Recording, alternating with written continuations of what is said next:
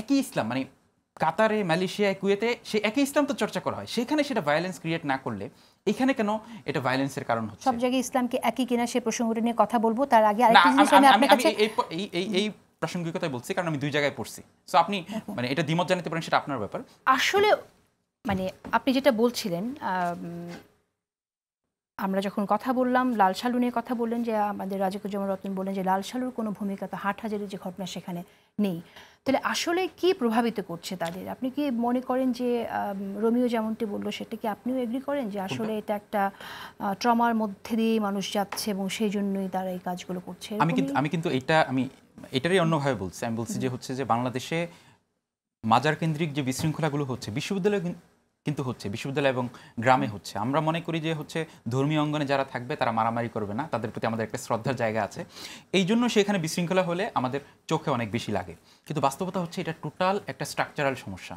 কারণ স্ট্রাকচারাল সমস্যা না হলে ইউনিভার্সিটির ভিতরে কখনো এই জাতীয় পরিবেশ, ইউনিভার্সিটির সাথে গ্রামের এই জাতীয় সমস্যাগুলো হতে পারে না। কিন্তু মাঝে তো আসলে পরিস্থিতি একটু স্থিতিশীল ছিল, এখন যখন নির্বাচন যখন আসছে তখন যেন আবার এই ঘটনাগুলো ঘটছে। আমার কাছে এটা মনে হয় না। আমি দুইটা জায়গা থেকে কথা বলবো। প্রথম কথা হচ্ছে যে দেখেন, আমরা তো এগুলো বলতেছি, হেফাজতের মতো সংগঠন তারা কিন্তু বিবৃতি দিয়ে বলছে, এবং আমি দেখছি যে হচ্ছে যে আমি বিভিন্ন সেমিনারে যখন কথা বলতেছি মাজার ভাঙ্গার বিরুদ্ধে অথবা সোশ্যাল মিডিয়ায় বলতেছি, আমার ইমিডিয়েট সার্কেলে কেউ কিন্তু এটার দ্বিমত জানাচ্ছে না।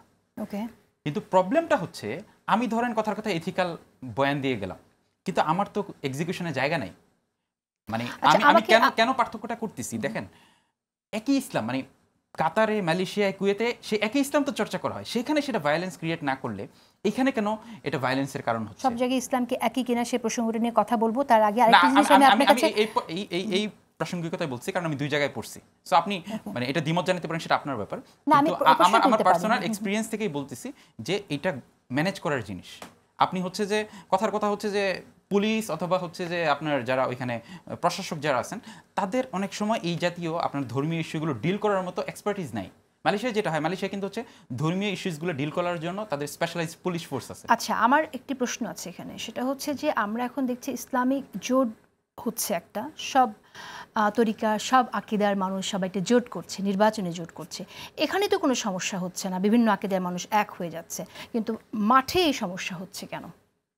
দেখেন মানে মাঠে সমস্যা হচ্ছে যে, সেটাই তো বললাম যে ট্রমার কথা উনি বললেন, এবং ট্রমাটা শুধু আজকের না। ট্রমা কি প্রবীণদের মধ্যে নাই, যারা আসলে ক্ষমতায় কিভাবে যাবে এই অঙ্কটা কোশ্চেন, তাদের মধ্যে কোনো ট্রমা নেই, কিন্তু ট্রমা আছে সবার মধ্যে। আপনার কাছে কি মনে হয় যে সমাজের প্রবীণ যারা, তারা এগুলোর সাথে কানেক্টেড না?